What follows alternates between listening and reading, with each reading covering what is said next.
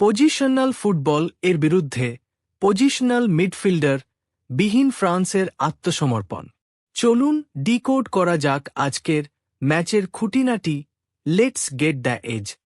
Dallas স্টেডিয়ামে France ম্যাচের শুরু থেকেই পিছিয়ে শুরু করে, কারণ স্পেনের মতো পজিশন বেস টিমের বিরুদ্ধে প্রপার নম্বর 10 বা হোল্ডিং মিডফিল্ডার ছাড়া শুরু করা।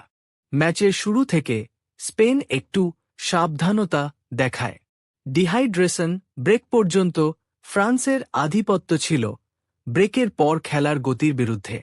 লেফট ব্যাক ডিগনে ডিবক্সে ইয়ামালকে ফাউল করায় স্পেন 22 মিনিটে ওয়েজারবলের নিখুঁত প্লেসিংয়ে পেনাল্টি থেকে 1-0 করে।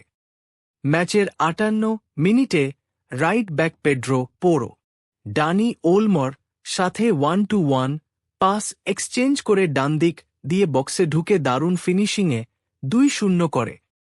61 মিনিটে ইয়ামাল এর গোল অফ সাইডের জন্য বাতিল হয়। দিদিয়ের দেশম ডিগনে ও অলিসের পরিবর্তে থিও হার্নান্ডেজ ও রায়ান চেরকিকে ব্যবহার করে ম্যাচে ফেরার চেষ্টা করলেও ম্যাচ পুরোপুরি স্পেনের কন্ট্রোলে চলে গেছে। ম্যাচের শেষ দিকে দুটো টিম কিছু আক্রমণের চেষ্টা করলেও আর কোনো গোল হয়নি।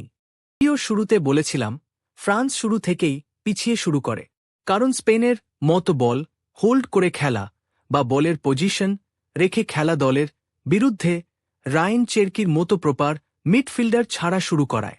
ফ্রান্সের অ্যাটাকিং ফোর্স বল সাপ্লাইয়ের অভাবে তাদের নর্মাল প্লে থেকে দূরে সরে যায়। আজকে স্পেনের টার্গেট ছিল ফ্রান্সের লেফট ফ্লাইং ধ্বংস করা, সেই জন্য ডিগনেকে বারবার টার্গেট করেছিল। স্পেনের দ্বিতীয় গোলটি লেফট ফ্লাইং দিয়ে হয়েছে। রদ্রি ও রুইজের পজিশন বেসের কাছে ফ্রান্স বারবার আটকে গিয়েছে। আজ প্রাইম রদ্রির ঝলক দেখা গেছে। ডিফেন্সের অ্যাটাকিং ফোর্সের যোগবন্ধনী তৈরি করার সাথে দেশমের মিডফিল্ডের বল সাপ্লাই লাইন দুর্বল করে দেয়।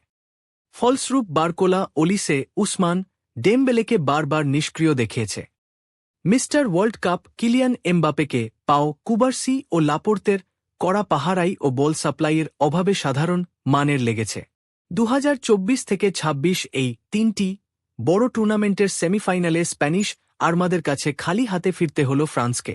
রদ্রিরা একমাত্র দল হিসাবে একটা গোল হজম করে 96 বছরের ফুটবল বিশ্বকাপের ইতিহাসে ফাইনালে পৌঁছানোর রেকর্ড স্থাপন করল, যা তাদের দুর্ভেদ্য রক্ষণশীলতার পরিচয় বহন করে। আগামী 20 জুলাই ভারতীয় সময় রাত 12:30 নিউ জার্সি স্টেডিয়ামে ইংল্যান্ড ও আর্জেন্টিনার মধ্যে বিজয়ীর সাথে প্রতিদ্বন্দ্বিতা করবে দ্বিতীয় বিশ্বকাপ জয়ের স্বপ্ন নিয়ে। ভিডিওটি ভালো লাগলে ফলো ও শেয়ার করবেন। ধন্যবাদ।